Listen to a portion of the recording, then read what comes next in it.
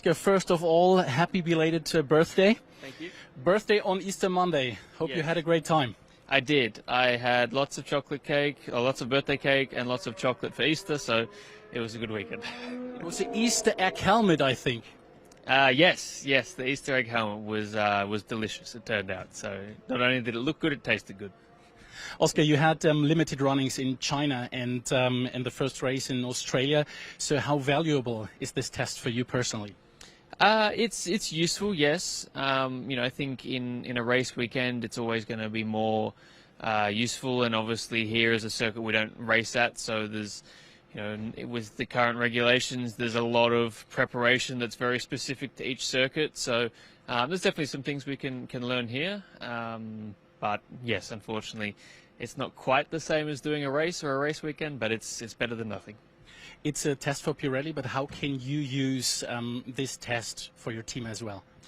I mean, it's more just about getting laps in the car and checking our systems work. We obviously can't change anything in these kind of test days with Pirelli, but even just kind of systems and small things like the comfort of the seat and just making sure all of these things are as good as you can make it, because you never really want to change those kind of things on a race weekend. So it's still useful, and even just for me, you still get a feeling for the car. We've only done 3 race weekends, and in my case, not only one full race. So just getting any laps at this point in these cars is useful.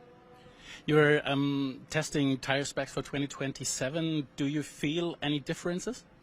I think, yes, some of them have been a bit different. We've still got plenty of things to test in terms of the tyre changes, and I'm sure there'll be different tests and different versions throughout the year. But obviously we're all trying to make as good a product as we can, and I think some of the things I've tried this morning were interesting, so hopefully it makes things better.